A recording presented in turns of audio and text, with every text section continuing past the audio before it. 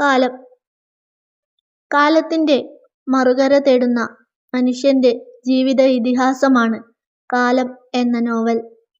ഓരോ പാതയിലും തന്റെ ഒരു അടയാളമെങ്കിലും അവശേഷിപ്പിക്കണം എന്ന് ആഗ്രഹിക്കുന്ന മനുഷ്യൻ ഒടുവിൽ മുന്നിൽ കാണുന്നത് രക്തം വാർന്നുതീരുന്ന മണ്ണിന്റെ മൃതശരീരമാണ്.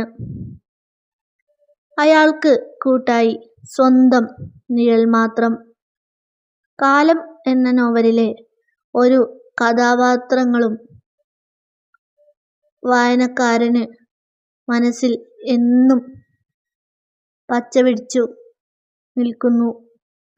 സേതു എന്ന കഥാപാത്രത്തിലൂടെ കാലം എന്ന നോവലിലെ ഓരോ അധ്യായങ്ങളും വികസിക്കുന്നത്.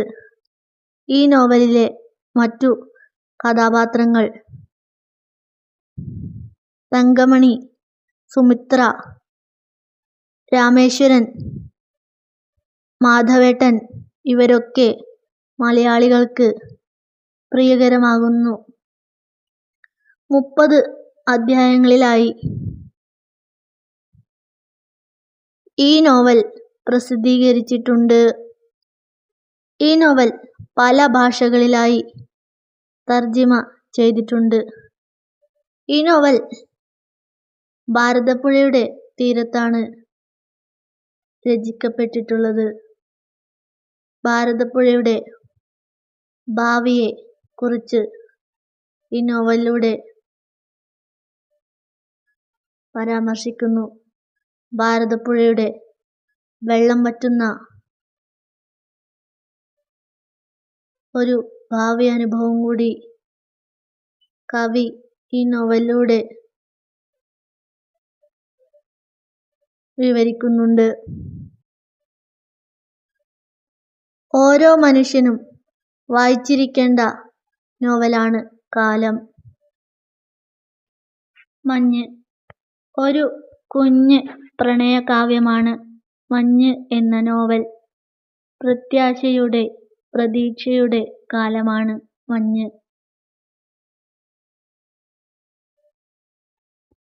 ഈ നോവലിലെ പ്രധാന കഥാപാത്രം കാത്തിരിപ്പിന്റെ സുഖവും വേദനയും മാറി മാറി നോവലിൽ ഉടനീളം നമുക്ക് അനുഭവപ്പെടാവുന്നതാണ്. വിമല തന്റെ ഹൃദയം കവർന്ന കാമുകന് വേണ്ടിയുള്ള കാത്തിരിപ്പ്, മകനായ ബുദ്ധു ഇതുവരെ കണ്ടിട്ടില്ലാത്ത തന്റെ അച്ഛനു വേണ്ടിയുള്ള കാത്തിരിപ്പ്, മഞ്ഞു നിറഞ്ഞ ഹിമാലയൻ കൊടുമുടികളും വേനൽക്കാലത്ത് വിനോദസഞ്ചാരികൾ സന്ദർശിക്കുന്ന മനോഹരമായ തടാകവുമുള്ള പർവതങ്ങൾക്കരികെയുള്ള സ്ഥലത്താണ് മഞ്ഞെന്ന നോവലിലെ മുഴുവൻ കഥയും നടക്കുന്നത്. ആ മനോഹരമായ മഞ്ഞിൽ താഴ്വര നൈനിത്താൾ വിനോദസഞ്ചാരികളുടെ വരവിനായി കാത്തിരിക്കുകയാണ്. മഞ്ഞു നിറഞ്ഞ ആ കുഞ്ഞു പട്ടണത്തിലെ ഒരു സ്കൂളിലാണ് വിമല ജോലി ചെയ്യുന്നത്. വേനൽ അവധിയുടെ തുടക്കത്തിൽ വിദ്യാർത്ഥികളും ജീവനക്കാരും നാട്ടിലേക്ക് പോകുന്നു. പക്ഷേ വിമല അവിടെ തന്നെ നിൽക്കുന്നു. വിമല ആരോടെങ്കിലും എപ്പോഴാണ് നാട്ടിലേക്ക് എന്ന് ചോദിച്ചാൽ നാളെ എന്ന് പറയും. അവധി കഴിഞ്ഞ് തിരികെയെത്തിയവർ എപ്പോഴാണ് തിരിച്ചു വന്നത് എന്ന് ചോദിച്ചാൽ ഇന്നലെ എന്ന് പറയും.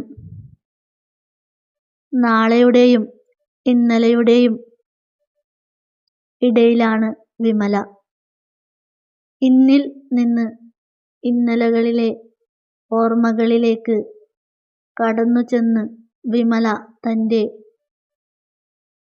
ഒരിക്കലും മറക്കാൻ കഴിയാത്ത പ്രണയം വായനക്കാരൻ പറഞ്ഞു തരുന്നു. വിമല സ്വന്തം വീട്ടുകാരുമായി അത്ര സുഖകരമായ ബന്ധമല്ല.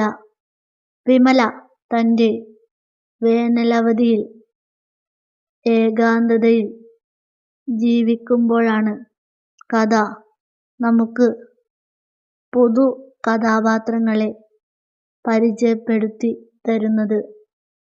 9 വർഷങ്ങൾക്കു മുമ്പുള്ള ആ പ്രണയം തിരിച്ചുകിട്ടുമെന്ന് പ്രതീക്ഷയോടെ വിമല കാത്തിരിക്കുകയാണ്. മാഞ്ഞു തുടങ്ങിയ സുധീർ കുമാർ മിശ്രയുടെ